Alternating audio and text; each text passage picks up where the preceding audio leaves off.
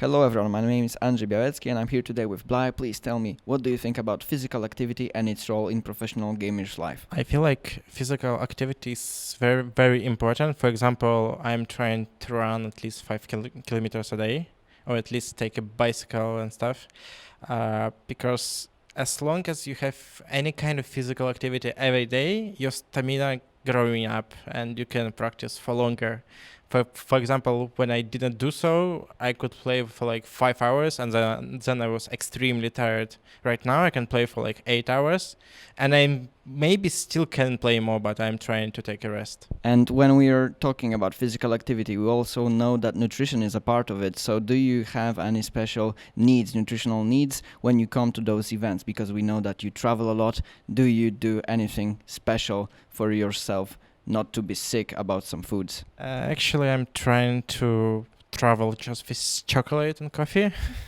So as long as I have chocolate and coffee, I'm safe because like I feel like you're playing the best when you have enough water, enough sugar, and coffee water is enough. So I guess every time I'm traveling, I'm trying to, if I have a games, I'm trying to eat at least 100 grams of choco and ton of water, few coffees, and I'm safe. When you're at events, we know that this is stressful situations happen a lot. So what's the part that disturbs you the most? Like you're preparing for a game, something happens, it breaks your psychological spirit. I don't feel like there is something happening that breaks my psychological thinking and stuff, but there is always nerves included when you're playing for something. When there is something on the line, you might start to be scary instead of. I'm not. Actually, sometimes it's good to be arrogant. When you are like, I can beat everybody and stuff. Then you're confident and you beat everybody. But in my age, for example, I feel like I'm stressed too much while playing online cups, LAN cups and stuff. I feel like there is something online and I have to play good, but I'm thinking too much about how do I have to play? Do I have to make mistakes, or am I allowed to make mistakes? So every time I am playing, for example, offline tournament, I'm extremely nervous and I feel like it's the biggest mistake in my play because I just cannot fix my nerves. It's, as far as I know, like 90% of pro gamers have it. Even Koreans say they have a lot of nerves and just misclicking, not playing the right strategies and stuff. You mentioned that nothing breaks your spirit, so how do you prepare that this spirit never breaks? I feel like I'm just not expecting much from myself. That's the way to go, at least for me. If I, for example, came here, I was like, if I don't get any money, any points, any wins, if I will go 0-4, happens. So, since I don't expect much from myself, I can play good. I can have less nerves and play more strategic. You said something about strategic gameplay, and how does that proxy hatcheries and Nidus meta work for you right now? Please tell me a little bit about how it is behind the numbers. What goes behind these calculated decisions? I did found some good strategies in the past 2 months, and my mistake was to show it a ton in online cups. Because, like, for example, I played map test tournament, I beat like all Koreans in here in my group, and I did cheese. I mean, it was a good build, my builds, prepared builds, but I show them. And that's one of the reasons why I lost today to Trey, because he knew how I play, because he saw my games versus Rest and stuff. So I would say I don't have new strategies all the time, but I'm trying to innovate to be ahead of time. Apart from IEM Katowice, we know that Mana and I think and other professional players try to play against AlphaStar, against AI. So do you think that maybe this is the future of practice, this is the future of training? I feel like if I play AlphaStar, I will beat him a ton of times because I will find the way to which is not perfect in, and I will just play some gray strategies. But in future, maybe there is a way to have Alpha Star as a training partner, but I don't feel like it's very good training partner. Maybe you can practice versus one example of strategy, maybe 2, 3, but StarCraft to have so much variations that I don't feel like you can have PCs that will play instead of you.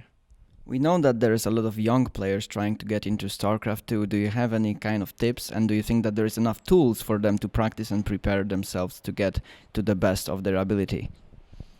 I feel like young players are our future for sure. They have what I already said. Most of the people, most of the players don't have. They have confidence. They don't know their power yet, maximum limit, and sometimes they even arrogant. For example, Rainer. He's so cocky, he's so arrogant, he's so confident that even the games that he shouldn't win, he's winning because he's confident that he'll win. And somehow he wins like with 120 versus 150 supply, even though it's impossible. So I feel like just be confident in your powers and practice a lot. So that's basically your tips for younger players. And do you think that there is enough tools like arcade maps that you can practice with? Because we know that StarCraft 2 is a game of mostly ladder for some people. And is there any way to practice apart from the game? Practice just away from the game, but still have it in your mind? I don't feel like there is too much practice possible away from the game. Maybe some watching VODs and learning strategies and stuff, but you still have to try it on ladder 10,000 times maybe, and you'll get better at it.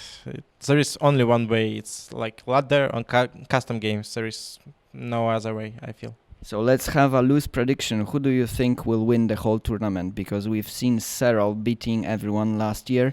And do you think that it's possible that he continues in 2019 with the same amount of wins? About Serral, yeah, he might win, but I would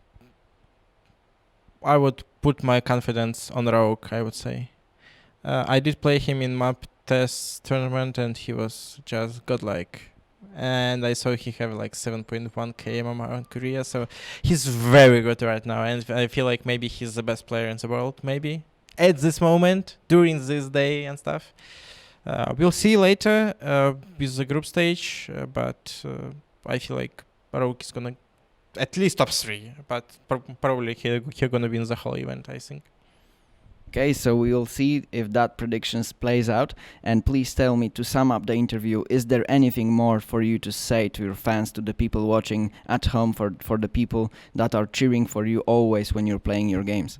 I know I'm not trying my best always because of nerves, because I cannot fix it. I'm really trying. I almost qualified for group stage. I would be so happy to qualify, because it's finally I would go to round of 24. I never did it yet. I was close, far, now close again, but I hope one day I can improve, like jump into next level and get it through. Maybe I'm not talking about Serral, but maybe it's at some top Koreans level. Maybe I can. I'm really trying to. So thanks for cheering for me, guys. I'm really trying, and I hope I can improve in the future, even though I'm old, but I'm trying to. So we all now see the unbreakable spirit of Bly, and we hope that he wins as much as possible. And this was Bly, obviously, from IEM Katowice here, and I hope that you will be watching next interviews. Thank you very much, and thank you, Bly, for having that short interview with me.